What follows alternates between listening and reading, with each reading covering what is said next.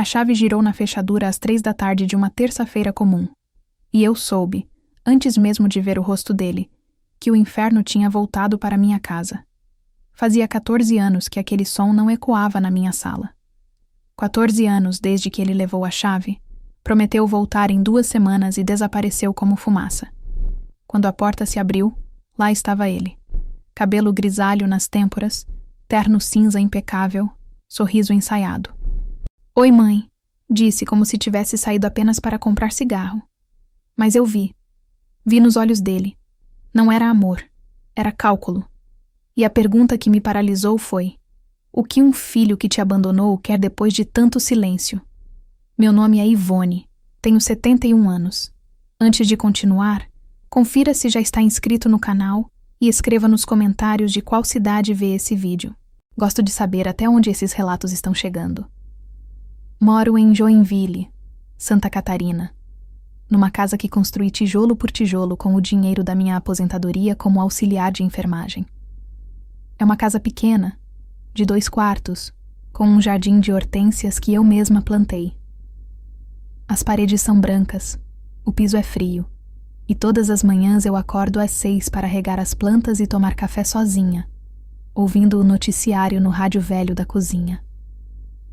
Aprendi a viver assim, sozinha, depois que meu marido, Gentil, morreu de infarto há 20 anos, e depois que meu único filho, Augusto, decidiu que eu não valia mais o esforço de uma ligação.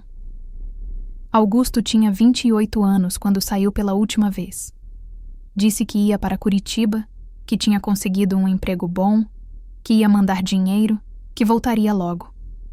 Ele me abraçou na porta, apertou minha mão, olhou nos meus olhos e disse: "Mãe, a senhora sempre pode contar comigo. Eu vou ligar toda semana." Ele ligou 3 vezes. 3. Depois disso, silêncio. Mudei o número dele. Apagou as redes sociais. Sumiu. Tentei procurar, liguei para amigos, fui até a polícia. Disseram que adulto desaparecido não é prioridade. Que ele provavelmente só queria distância. E eu fiquei ali, segurando a dor sozinha, me perguntando o que eu tinha feito de tão horrível para merecer ser esquecida. 14 anos se passaram. 14 natais sem ele. 14 aniversários meus em silêncio. Eu parei de esperar. Parei de chorar. Aprendi a viver como se ele tivesse morrido. E então, naquela terça-feira, ele voltou. Eu estava na cozinha, terminando de lavar a louça do almoço, quando ouvi a chave. Meu coração gelou. Pensei que fosse um ladrão. Peguei a faca de pão que estava no escorredor e fui até a sala, as mãos tremendo. Mas era ele. Augusto estava parado no meio da sala, uma mala de couro marrom ao lado, o terno vincado como se tivesse vindo direto de uma reunião importante. Ele sorriu, um sorriso largo, quente, que não combinava com o olhar. "Mãe, que saudade!" Ele abriu os braços. Eu fiquei parada, a faca ainda na mão. "Augusto?" Minha voz saiu fraca, desacreditada. "Claro, mãe, sou eu. Olha como a senhora tá bem, parece mais nova até." Ele riu. Uma risada forçada, teatral. Eu não me movi. "O que você tá fazendo aqui?" A pergunta saiu mais dura do que eu pretendia, mas era a verdade. O que ele estava fazendo ali, depois de 14 anos de silêncio absoluto? O sorriso dele vacilou por um segundo. Só um segundo. Mas eu vi. "Mãe, eu vim te ver. Vim matar a saudade. Faz tanto tempo. Eu sei que errei, sei que sumi, mas a vida foi difícil, sabe? Trabalho, pressão, problemas. Mas agora tô melhor. E a primeira coisa que pensei foi: preciso ver minha mãe." Ele deu um passo à frente. Eu dei um passo atrás. Algo não batia. "Como você entrou?" "Ora, mãe, com a chave. A senhora lembra que eu levei uma cópia, né?" "Não. Eu não lembrava. Ou melhor, eu tinha esquecido de propósito. Porque quem desaparece por 14 anos não merece ter a chave da sua casa." Ele se aproximou de novo e dessa vez me abraçou. Um abraço apertado, sufocante, que cheirava a perfume caro e falsidade. Eu fiquei rígida, os braços ao longo do corpo, sentindo o peso dele sobre mim como uma ameaça. Quando ele me soltou, eu vi lágrimas nos olhos dele. Lágrimas que pareciam reais, mas que meu instinto gritava que eram ensaiadas. Desculpa, mãe. Desculpa por tudo. Eu fui um filho horrível, mas agora eu voltei. Voltei para ficar perto da senhora. Para cuidar da senhora. Cuidar de mim. Eu tinha passado 14 anos me cuidando sozinha. 14 anos pagando minhas contas, comprando minha comida, indo ao médico sozinha, sobrevivendo sem um único telefonema dele. E agora, ele voltava para cuidar de mim. Augusto, você tá bem? Tá com problemas? Ele soltou uma risada nervosa. Não, mãe, tô ótimo. Só senti falta. Senti falta da senhora, da casa, de Joinville. São Paulo é um caos, sabe? Barulho, violência, trânsito. Aqui é paz. Paz. Ele chamou de paz o lugar que abandonou sem olhar para trás. Eu o observei. Observei cada detalhe. O terno era caro, italiano talvez. O relógio no pulso brilhava, ouro, ou uma imitação muito boa. Os sapatos eram de couro legítimo. Ele não parecia alguém em dificuldade financeira. Então por que estava ali? Vou ficar uns dias, tá, mãe? Só para descansar, matar a saudade. A senhora não se importa, né? Não era uma pergunta. Era uma afirmação. Ele já tinha largado a mala no sofá, já estava indo para a cozinha, abrindo a geladeira como se ainda morasse ali. Que fome! A senhora ainda faz aquele arroz com feijão maravilhoso? Eu não respondi. Fiquei ali, parada no meio da sala, vendo meu filho se instalar na minha casa como se nada tivesse acontecido. Como fui ingênua ao achar que o pior já tinha passado. Naquela noite, preparei o quarto de hóspedes para ele. Troquei os lençóis, coloquei toalhas limpas, arrumei tudo como fazia quando ele era criança. Não sei por quê. Talvez por hábito. Talvez porque uma parte idiota de mim ainda queria acreditar que ele tinha voltado por amor. Jantamos em silêncio.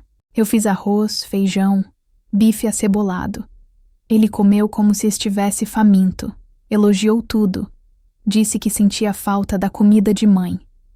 Mas enquanto comia, seus olhos passeavam pela cozinha. Ele olhava para a geladeira nova, para o micro-ondas que eu tinha comprado no ano passado, para o liquidificador importado que minha vizinha, Estela, me deu de presente de aniversário. A senhora reformou a casa, mãe?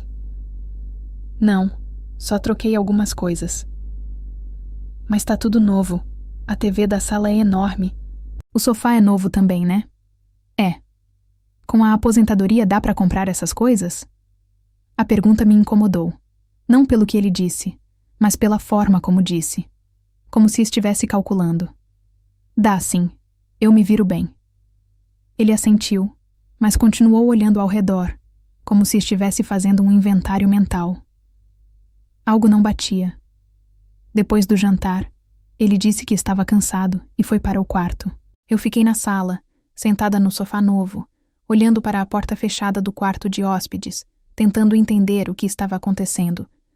Por que ele voltou agora, depois de tanto tempo? Fui para o meu quarto, mas não consegui dormir. Fiquei deitada, ouvindo os sons da casa. O rangido do piso, o vento batendo na janela. E então, lá pelas 2 da manhã, ouvi passos. Levantei devagar. Abri a porta do quarto apenas uma fresta. Augusto estava na sala, de pijama, com o celular na mão, iluminando o rosto dele com uma luz azulada. Ele estava mexendo nos meus papéis, nos documentos que eu guardava na gaveta da estante. Meu coração disparou. Fiquei ali, escondida na fresta da porta, observando meu filho revirar minha vida. Ele pegou um envelope, abriu, leu. E então sorriu. Um sorriso que me gelou a espinha. Eu não imaginava o que estava por vir. Na manhã seguinte, acordei com um cheiro de café. Café forte, do jeito que eu gostava. Saí do quarto ainda tonta de sono e encontrei Augusto na cozinha, sorridente, preparando a mesa do café da manhã como se fosse uma cena de comercial de margarina. Bom dia, mãe. Fiz café para a senhora e passei na padaria cedo, trouxe pão francês quentinho, croissant, até uns sonhos que eu lembrava que a senhora adorava. A mesa estava posta. Toalha limpa, xícaras alinhadas, manteiga, geleia, queijo, presunto. Tudo arrumado com um capricho que me deixou desconfortável. Você saiu? Saí sim.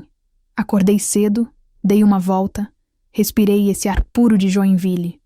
Nossa, mãe, como eu senti falta disso. São Paulo é só poluição. Ele puxou a cadeira para mim, esperou que eu me sentasse, serviu o café com cuidado, como um garçom atencioso. Sentei, mas não bebi. Fiquei olhando para ele, para aquele comportamento exagerado, aquela gentileza que parecia saída de um manual. Augusto, a gente precisa conversar. Claro, mãe. Sobre o quê? Sobre esses 14 anos. Sobre por que você sumiu. Sobre por que você tá aqui agora. Ele suspirou fundo, baixou a cabeça, como um ator entrando no personagem do filho arrependido. Eu sei que a senhora tem raiva de mim. E tem todo o direito. Eu fui covarde. Fui egoísta. Quando saí daqui, eu estava cheio de sonhos, sabe? Achei que ia conquistar o mundo. Mas São Paulo me engoliu. Entrei numa empresa, comecei a subir, conheci gente, entrei em relacionamentos e quando vi, tinha passado tanto tempo que eu fiquei com medo de ligar. Medo de que a senhora não me perdoasse. Medo de ouvir que eu não era mais seu filho.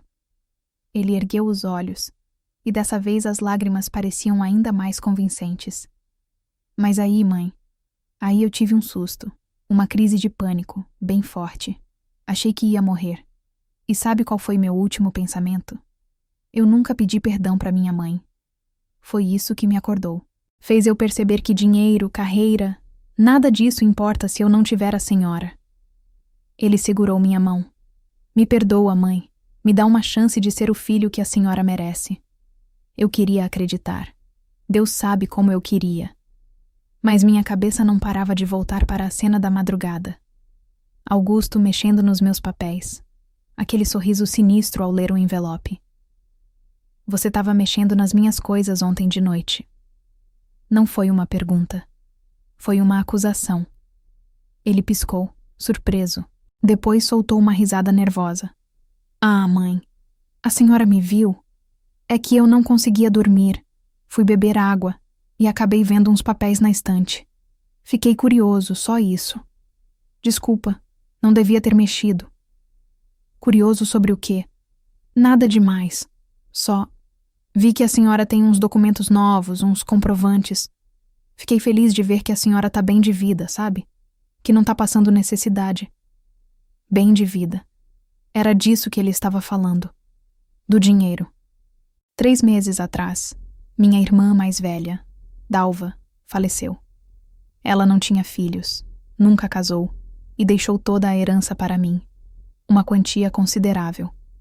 470 mil reais. Eu não contei para ninguém. Depositei o dinheiro numa poupança e segui minha vida normalmente, sem ostentação, sem alarde. Mas de alguma forma, Augusto sabia.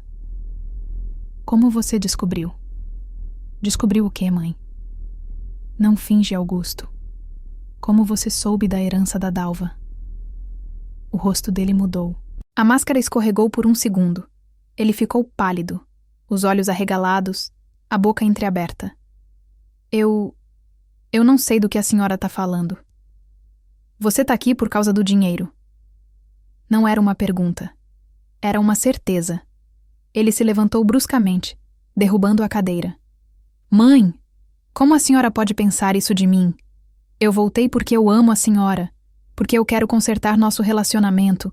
Dinheiro não significa nada para mim. Mas a voz dele estava alta demais, defensiva demais. Algo não batia.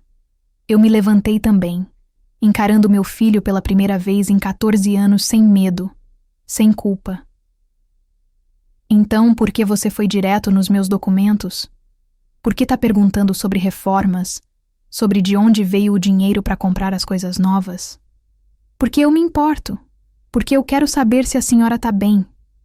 Você não ligou uma vez em 14 anos para saber se eu tava bem. E agora, de repente, você se importa? Silêncio. Augusto respirava pesado, as mãos fechadas em punhos, o maxilar travado. Eu via a raiva nos olhos dele. A raiva de quem foi descoberto. Mas então ele mudou de novo. Relaxou os ombros, soltou o ar, passou a mão no rosto, e quando olhou para mim outra vez, estava chorando. A senhora tem razão.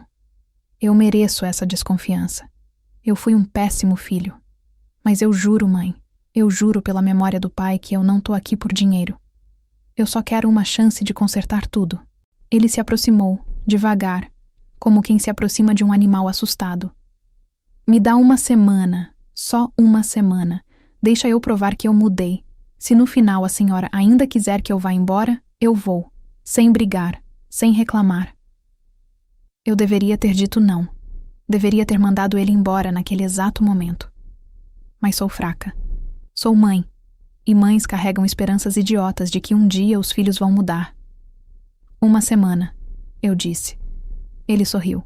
E dessa vez, eu tive certeza absoluta de que era um sorriso de vitória. Como fui ingênua. Os dias seguintes foram uma peça de teatro. Augusto acordava cedo, fazia café, arrumava a casa, me ajudava com as compras. Conversava comigo sobre amenidades, me mostrava fotos antigas no celular, ria das memórias. Ele era atencioso, carinhoso, presente. Mas eu observava. Observava cada movimento. E percebi os padrões. Toda vez que eu saía, para ir ao mercado, à farmácia, à casa de Estela, quando eu voltava, ele estava com o celular na mão, digitando rápido, e desligava assim que me via. Toda vez que eu mencionava dinheiro, contas, banco, ele prestava atenção demais. Inclinava o corpo para frente. Fazia perguntas que pareciam inocentes, mas que eram sondagens. A senhora guarda dinheiro em casa, mãe? Não, tudo no banco. Que bom. É mais seguro mesmo. A senhora usa qual banco? Por quê? Ah, só curiosidade. Eu uso o Bradesco. É bom? Uso a Caixa. Ele anotou mentalmente. Eu vi. E então, na quinta noite, aconteceu o que eu temia. Eu tinha ido dormir cedo, às 9, porque estava exausta emocionalmente. Mas acordei com sede, lá pela meia-noite. Levantei, fui até a cozinha, bebi água. E quando estava voltando para o quarto, ouvi a voz de Augusto. Ele estava no quintal, no telefone. Fiquei parada no corredor, a respiração presa, ouvindo. Eu sei, amor, eu sei. Mas é questão de tempo. Ela tá com quase 500 mil na conta. Não, ela não desconfia de nada. Tá comendo na minha mão. Eu só preciso de mais uns dias para ganhar a confiança dela totalmente. Aí a gente coloca o plano em ação. Meu sangue gelou. Como assim procuração? Não, não vai ser fácil. Ela é teimosa.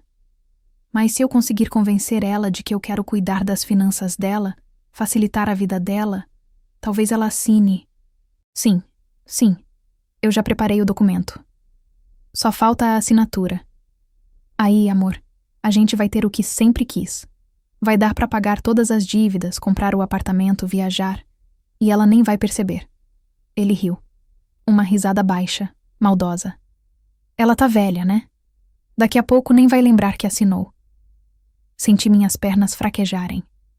Segurei na parede para não cair. Meu filho, meu único filho, estava planejando me roubar. Voltei para o quarto sem fazer barulho. Fechei a porta, travei a chave e desabei no chão, chorando em silêncio. Eu não imaginava o que estava por vir. Passei a noite em claro, deitada na cama, olhando para o teto, ouvindo cada ruído da casa. O rangido do piso quando Augusto voltou para dentro. O som da porta do quarto dele se fechando. O silêncio pesado que se instalou depois. Minha cabeça girava. Tentava processar o que tinha ouvido.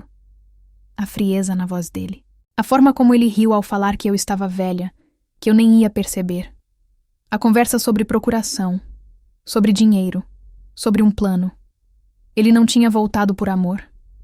Tinha voltado para me destruir. Quando amanheceu, olhei no espelho e vi uma mulher de 71 anos, cansada, com olheiras fundas, mas com algo novo nos olhos. Raiva. Uma raiva gelada, controlada, que eu não sentia há anos. Lavei o rosto, arrumei o cabelo, coloquei a roupa mais bonita que tinha. Uma blusa azul que Estela disse que ficava bem em mim, e saí do quarto decidida a fingir que não sabia de nada. Se ele queria jogar teatro, eu também sabia representar. Augusto já estava na cozinha, preparando o café outra vez. Sorriu quando me viu, mas eu notei algo diferente. Ele estava tenso. Os ombros rígidos, o sorriso forçado. Bom dia, mãe. Dormiu bem? Dormi. Menti. Sentei à mesa. Ele serviu o café, colocou pão na minha frente, manteiga, geleia, tudo perfeitamente arrumado, tudo perfeitamente falso. Mãe, eu estava pensando, a senhora não acha que está na hora de facilitar um pouco a vida? Quer dizer, a senhora já trabalhou tanto, já sofreu tanto, merece descansar. Aqui estava. O começo. Descansar como? Ah, sei lá. Deixar que alguém cuide das coisas chatas para a senhora. Tipo contas, banco, essas burocracias. Eu posso ajudar. Posso ir no banco pela senhora, pagar as contas, organizar tudo. Ele sorriu.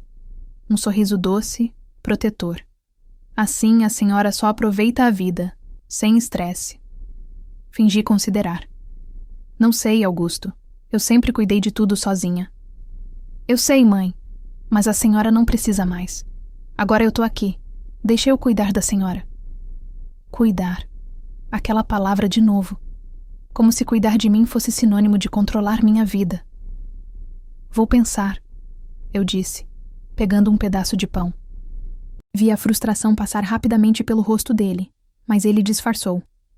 Claro, mãe, sem pressão, só quero ajudar. Algo não batia. E agora eu sabia exatamente o que. Ao longo do dia, observei cada movimento de Augusto com atenção cirúrgica. Ele era cuidadoso, eu tinha que admitir. Sabia dosar a gentileza com a distância. Sabia quando ser carinhoso e quando recuar. Mas havia frestas. Pequenas falhas na atuação. Quando tocava meu celular e eu atendia, ele ficava perto demais, ouvindo. Quando eu mencionava que ia sair, ele sempre oferecia carona, companhia, ajuda. Quando eu pegava minha bolsa, ele olhava, como se estivesse calculando o que tinha dentro. E então, na tarde daquele dia, enquanto eu fingia cochilar na poltrona da sala, vi ele entrar no meu quarto. Fiquei imóvel, de olhos semicerrados, observando pela fresta da porta. Ele abriu meu guarda-roupa. Devagar. Passou a mão entre as roupas. Procurou embaixo da cama. Abriu a gaveta da mesinha de cabeceira. Pegou meu talão de cheques, folheou, fotografou com o celular. Depois colocou tudo de volta, exatamente como estava. Meu coração batia tão forte que tive medo de que ele ouvisse. Quando ele saiu do quarto, esperei 5 minutos antes de me levantar. Fui até a gaveta. Conferi. Tudo no lugar. Mas agora eu tinha certeza. Ele estava mapeando minha vida, estudando meus documentos, planejando o golpe. Como fui ingênua ao pensar que 1 semana seria suficiente para ele desistir. Naquela noite, fiz o jantar em silêncio. Arroz, feijão, frango assado.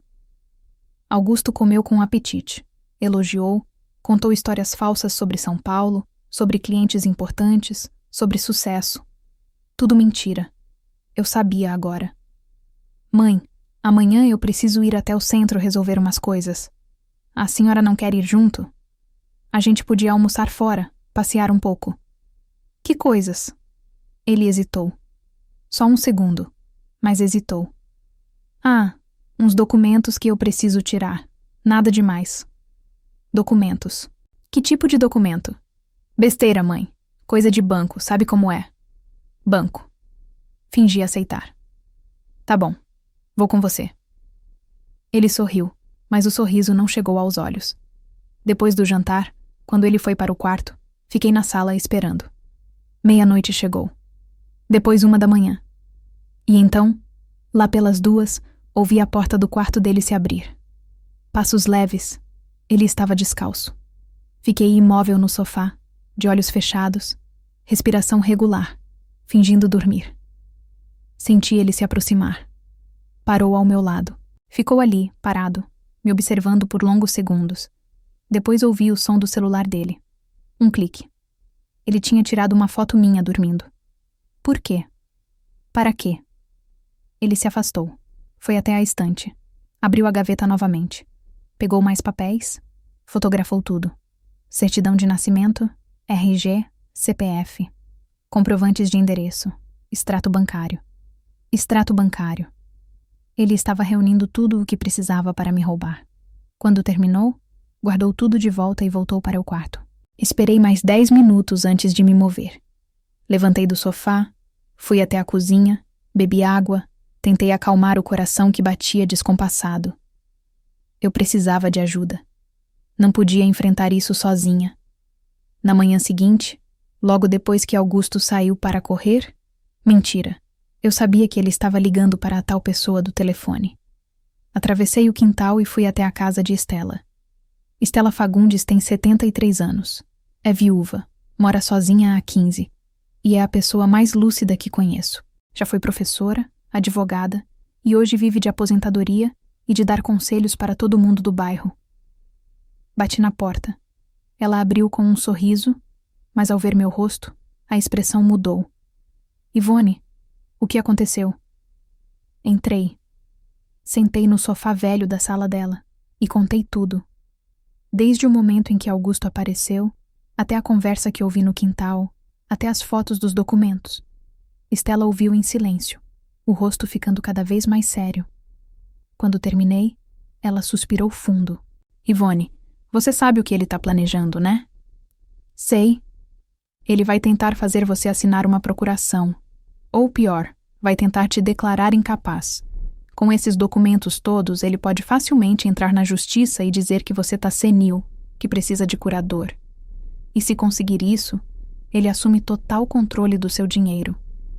Senti o chão sumir debaixo dos meus pés. Mas eu não sou incapaz. Eu tô lúcida.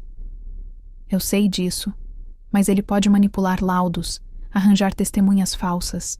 E com a idade que você tem, Ivone, um juiz pode acreditar. Fiquei em silêncio, processando. O que eu faço? Estela segurou minha mão. Você joga o jogo dele. Finge que caiu na conversa. Deixa ele achar que ganhou. E enquanto isso, a gente monta uma armadilha. Armadilha? Ela sorriu. Um sorriso que me lembrou de quando ela ainda era advogada. Deixa comigo. Mas você precisa ser forte, Ivone. Precisa aguentar mais uns dias fingindo que não sabe de nada. Olhei para ela, para aquela mulher que era minha amiga há mais de 20 anos, e assenti. Eu aguento. Voltei para casa antes que Augusto retornasse da suposta corrida. Preparei almoço, arrumei a casa, agi como se nada tivesse acontecido. Quando ele chegou, suado, sorridente, disse que tinha comprado flores para mim. Rosas vermelhas. Para alegrar a casa da senhora, mãe. Coloquei as flores num vaso. Agradeci. Sorri. E por dentro, planejava sua queda. Eu não imaginava o que estava por vir. Estela apareceu na minha porta 2 dias depois, na hora do almoço.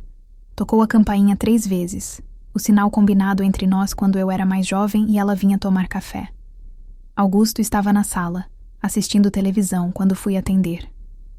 Ivone, que saudade, menina! Faz tempo que não nos vemos direito. Estela entrou como um furacão, abraçou-me apertado e então olhou para Augusto com uma surpresa perfeitamente ensaiada. Meu Deus! Augusto? É você mesmo.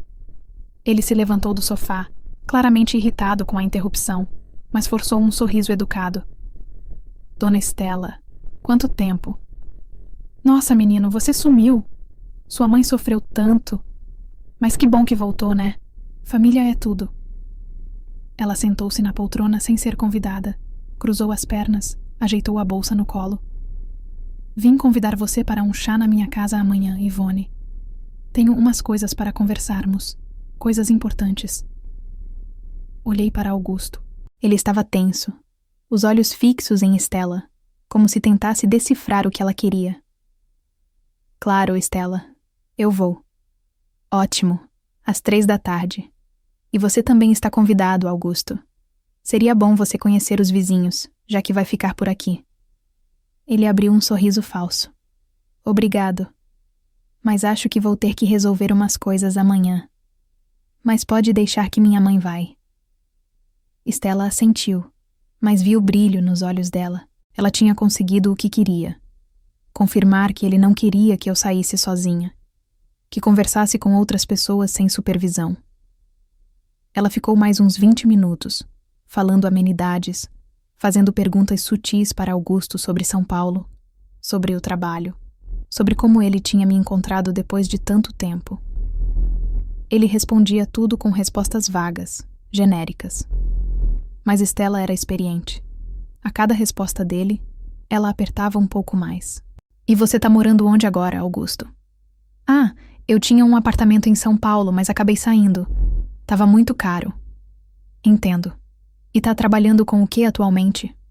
Uma pausa. Breve, mas perceptível. Consultoria, área financeira. Que interessante. Então você deve estar bem de vida, né? Outra pausa. Mais ou menos. Stella sorriu, mas era um sorriso de quem acabava de confirmar uma suspeita. Quando ela saiu, Augusto ficou inquieto o resto do dia. Andava de um lado para o outro, mexia no celular, fazia ligações sussurrando no quintal. Fingi não perceber. Naquela noite, enquanto eu lavava a louça do jantar, ele se aproximou. Mãe, eu tava pensando. Amanhã, em vez de ir na casa da dona Stella, a gente podia ir no banco. Sabe aquela conversa que tivemos sobre facilitar as coisas para a senhora? Eu preparei uns documentos. É só a senhora assinar e pronto, eu cuido de tudo. Meu estômago embrulhou, mas mantive a expressão neutra. Que tipo de documento? Uma procuração simples. Só para eu poder pagar contas, ir ao banco pela senhora, essas coisas. Nada demais. É para o bem da senhora. Sequei as mãos no pano de prato, devagar, ganhando tempo. Augusto, eu ainda não sei se quero isso. Vi a irritação passar pelo rosto dele, rápida, mas intensa. Mãe, a senhora tá desconfiando de mim? Não é desconfiança. É que eu sempre cuidei das minhas coisas sozinha. Ele respirou fundo, como quem tenta controlar a raiva. Tá bom, mas pensa com carinho, tá? Eu só quero ajudar. Quero que a senhora viva tranquila. Tranquila? Como se roubar meu dinheiro fosse me deixar tranquila.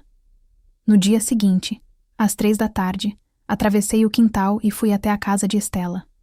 Augusto tinha saído de carro logo depois do almoço, dizendo que ia resolver umas coisas urgentes. Mas antes de sair, me fez prometer que voltaria rápido da casa da vizinha. Stella me recebeu com chá de camomila e biscoitos de polvilho. Mas não estávamos sozinhas.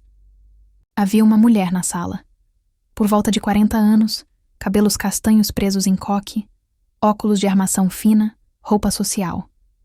Ivone, essa é a doutora Simone Kramer. Ela é advogada, especializada em direito de família e idosos. Contei sua situação para ela. Sentei, nervosa. A advogada me cumprimentou com um aperto de mão firme e foi direto ao ponto. Dona Ivone, pela descrição que Stella me passou, seu filho está planejando um golpe clássico contra idosos. Ele vai tentar de 2 formas. Ou conseguir uma procuração sua, o que daria a ele acesso total às suas contas, ou pior, entrar com uma ação de interdição, alegando que a senhora não tem mais capacidade mental para administrar seus bens. Senti o ar faltar. Mas eu tô perfeitamente lúcida. Eu sei, mas infelizmente, com a documentação certa e testemunhas pagas, ele pode manipular um laudo médico. Já vi isso acontecer dezenas de vezes. O que eu faço? Simone abriu uma pasta. Primeiro, a senhora não assina nada, nenhum documento que ele apresentar. Segundo, vamos fazer uma gravação. A senhora precisa fazer ele confessar o plano. Com uma confissão gravada, podemos acionar a polícia e impedir qualquer ação judicial. Gravar? Sim, no celular mesmo. Mas precisa ser uma conversa clara, onde ele admita que está atrás do dinheiro da herança. Olhei para Stella, depois para Simone. E se ele descobrir? Por isso você precisa ser cuidadosa, provocá-lo no momento certo, fazê-lo se sentir seguro o suficiente para falar a verdade. Simone me entregou um papel. Aqui está meu contato. Quando conseguir a gravação, me liga imediatamente. Vamos registrar um boletim de ocorrência e pedir uma medida protetiva. Peguei o papel com mãos trêmulas. Stella segurou minha mão. Você consegue, Yvonne. Você é mais forte do que imagina. Voltei para casa com o coração acelerado e um plano na cabeça. Augusto chegou pouco depois, irritado, estressado. Jogou as chaves na mesa com força. Onde a senhora estava? Na casa da Stella, como eu te falei. Até agora? Conversamos bastante. Por quê? Ele passou a mão no cabelo, nervoso. Nada. É que... Deixa pra lá. Foi para o quarto e bateu a porta. Algo tinha dado errado nos planos dele. E eu precisava descobrir o quê. Naquela noite, ouvi ele no telefone outra vez. A voz alta, irritada. Não deu. Ela não quer assinar. Não sei, ela tá desconfiada. Aquela velha da vizinha deve ter falado alguma coisa. Preciso acelerar isso, amor. Tô sem dinheiro. Os caras estão me cobrando. Ele estava desesperado. E pessoas desesperadas são perigosas. No dia seguinte, tomei coragem. Preparei o café da manhã, coloquei o celular no bolso do avental, abri o gravador e chamei Augusto para conversarmos. Filho, senta aqui. Quero te dizer uma coisa. Ele sentou desconfiado. Eu pensei bastante sobre aquela procuração que você falou. Os olhos dele brilharam. E? Eu vou assinar. Você tem razão. Tá na hora de eu descansar, de deixar alguém cuidar de mim. Ele se inclinou para a frente, quase pulando de alegria. Sério, mãe?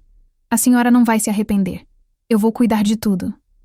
Mas antes, eu preciso te perguntar uma coisa, Augusto. O que for, mãe? Respirei fundo. Por que você voltou agora, depois de 14 anos? Ele hesitou. Eu já te expliquei, mãe. Senti saudade, quis consertar.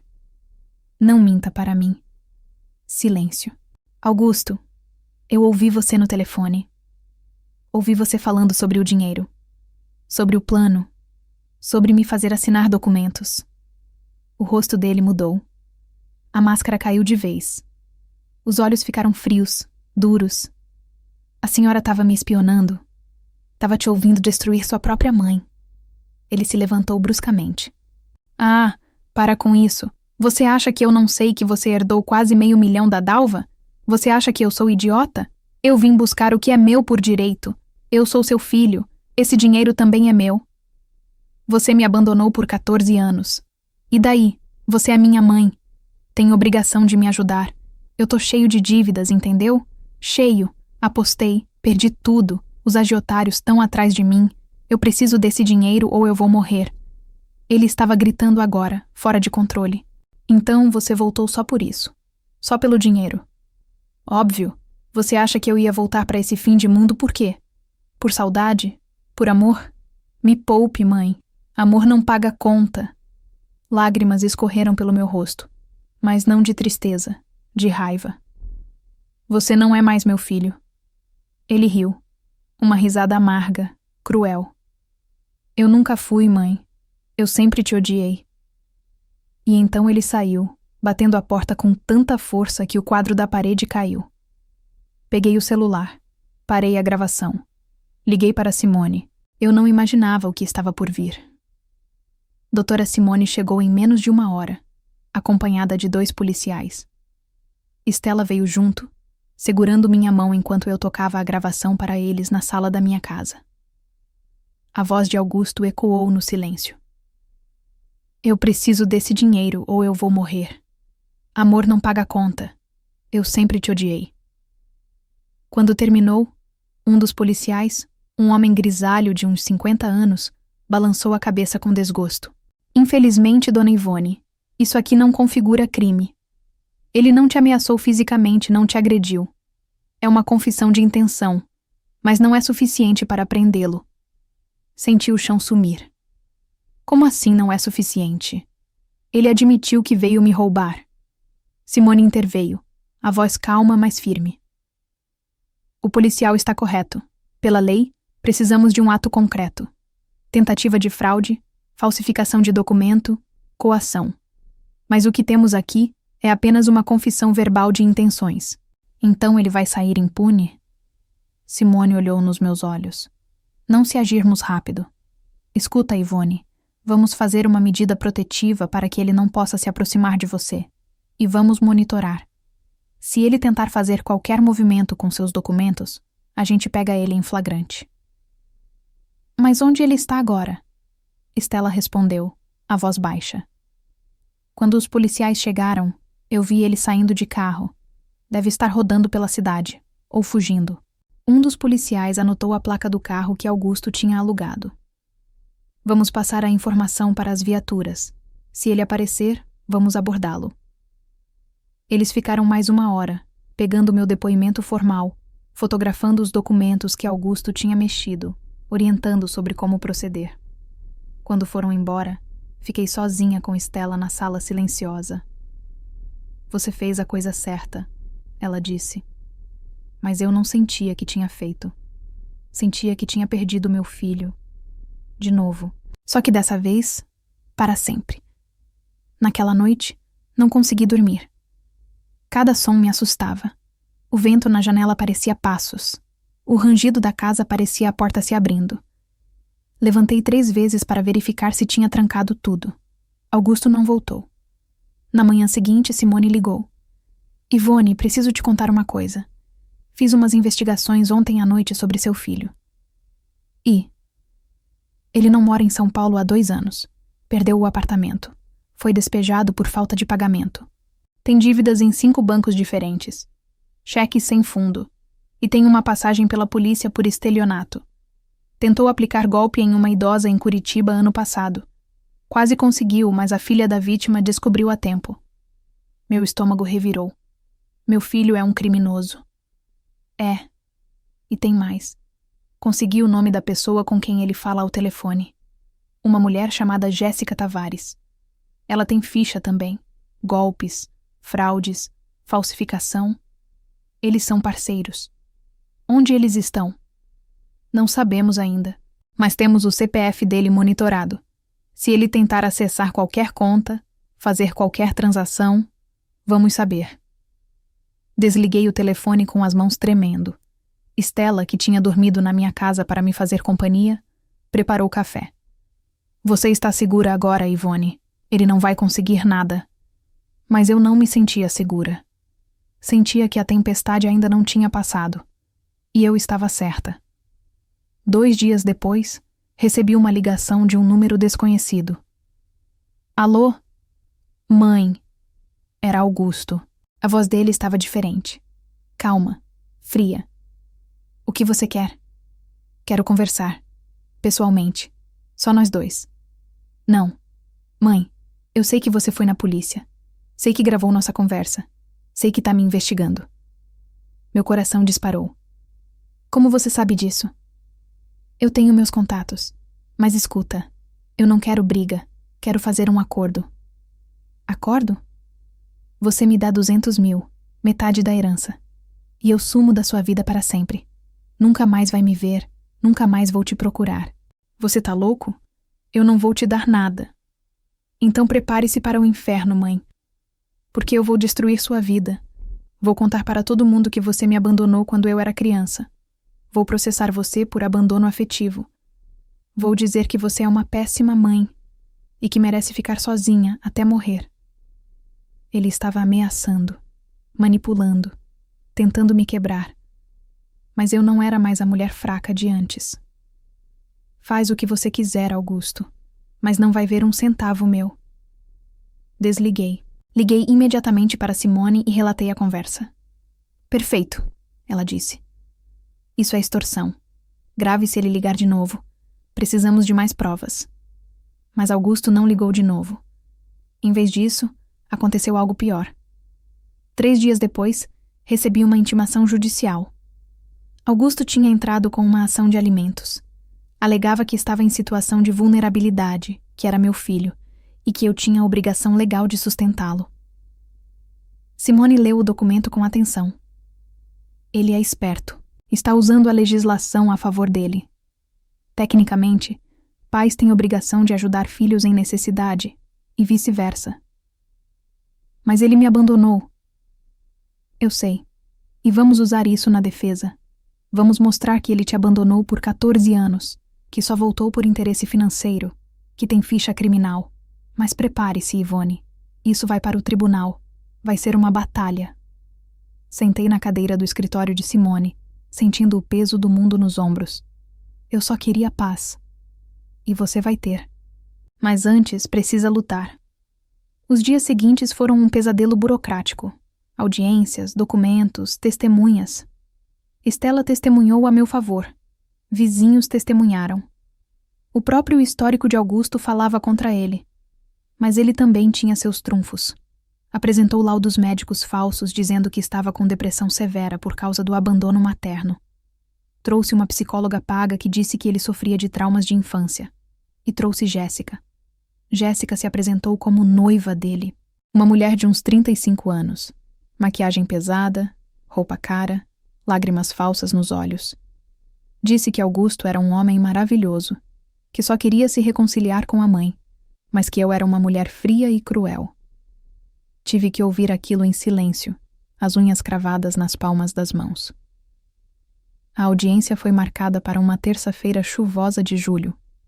Entrei no fórum com Simone ao meu lado e Estela segurando minha mão. Augusto estava lá.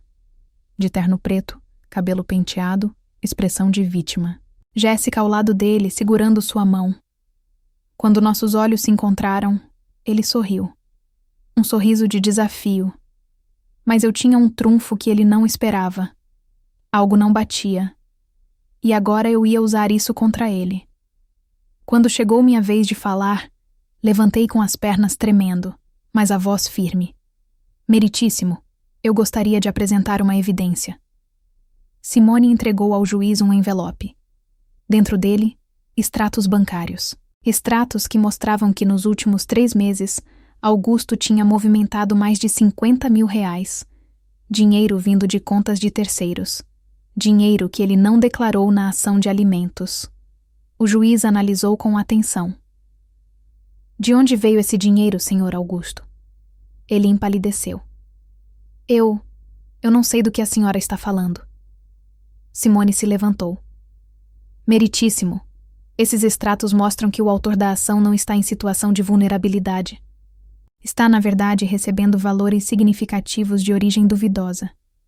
Solicitamos a abertura de uma investigação por lavagem de dinheiro e estelionato.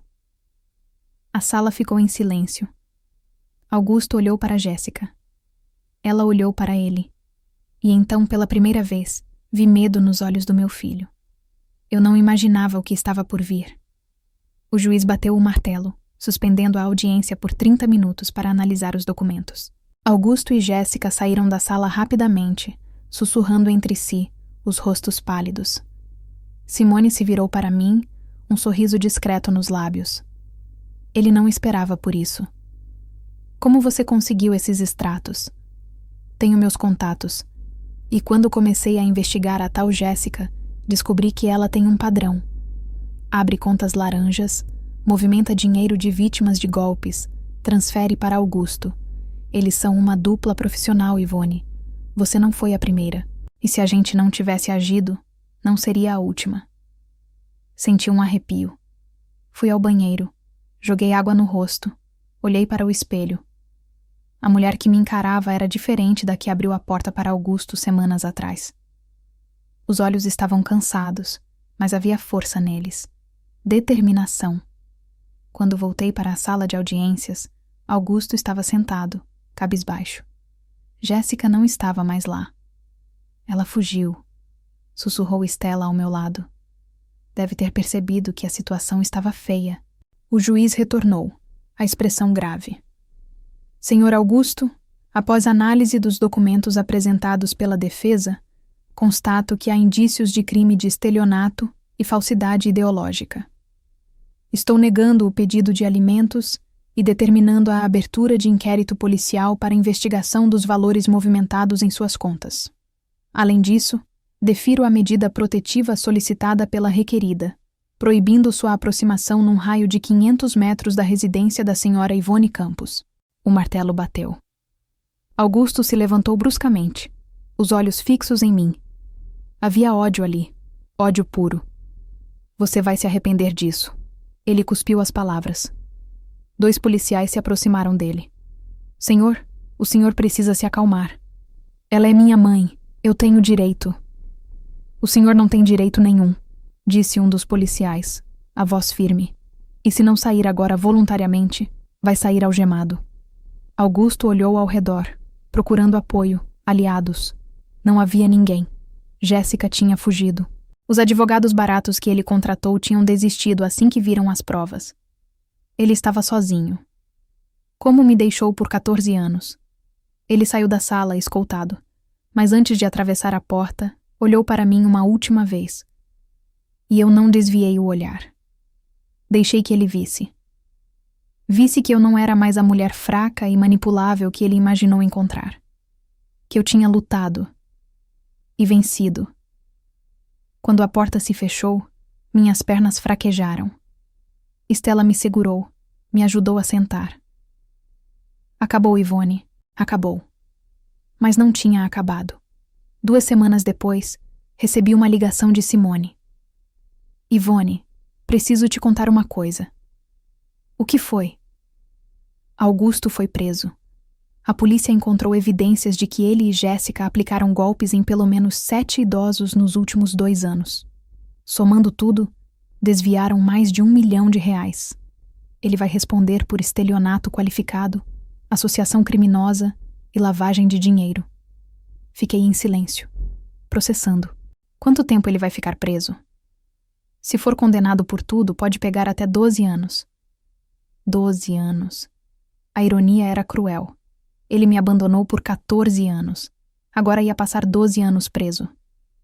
E a Jéssica? Ainda foragida, mas é questão de tempo. Desliguei o telefone e fiquei sentada na poltrona da sala, olhando para a casa vazia. As hortênsias no jardim balançavam com o vento. O relógio da parede marcava 3 da tarde. Silêncio. Mas dessa vez, não era um silêncio de solidão, era um silêncio de paz. 3 meses depois, recebi uma carta. Era de Augusto. Escrita à mão, da cadeia. Hesitei antes de abrir. Parte de mim queria rasgar, jogar fora, esquecer que aquilo existia. Mas outra parte, a parte que ainda era mãe, precisava saber o que ele tinha a dizer. Abri. Mãe, eu não espero que você me perdoe. Não espero que você entenda. Mas preciso escrever isso antes que seja tarde demais. Você estava certa. Eu voltei pelo dinheiro. Voltei porque estava desesperado. Porque tinha perdido tudo. Porque achei que você me devia alguma coisa. Passei 14 anos me convencendo de que você era a vilã da minha vida. De que eu tinha sido abandonado. De que você nunca me amou. Mas a verdade é que eu é que abandonei você. Fugi porque não queria responsabilidade. Porque queria viver sem pensar nas consequências. E quando tudo deu errado, quando perdi tudo, voltei achando que você ia me salvar.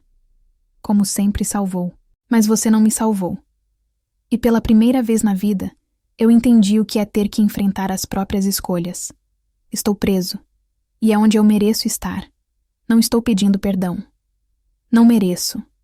Só queria que você soubesse que, no fundo, eu sempre soube que você foi uma boa mãe. E que eu é que fui um péssimo filho. Augusto. Dobrei a carta devagar, coloquei de volta no envelope. Não chorei. Levantei, fui até o jardim, cavei um buraco pequeno perto das hortênsias e enterrei a carta. Não como um gesto de perdão, mas como um gesto de encerramento. Estela apareceu no portão sorrindo. Pronta para o chá? Pronta. Atravessamos o quintal juntas, e pela primeira vez em meses, eu ri. Ri de verdade. Porque aprendi algo que ninguém tinha me ensinado antes. Amor de mãe não é aceitar tudo. Às vezes é dizer não. Às vezes é deixar o filho cair para que ele aprenda a se levantar sozinho. E às vezes é escolher a si mesma. Augusto escolheu o caminho dele e arcou com as consequências. Eu escolhi o meu. E finalmente estava em paz. Sentada na varanda de Estela, tomando chá de camomila, olhando para as ruas tranquilas de Joinville, percebi que havia algo que eu precisava dizer. Não para Augusto, mas para mim mesma. Eu perdoei. Estela me olhou surpresa. Perdoou ele? Não. Perdoei a mim mesma. Por ter acreditado, por ter esperado, por ter amado alguém que não merecia. Passei a vida inteira achando que ser boa mãe era aceitar tudo, perdoar tudo, aguentar tudo. Mas não é.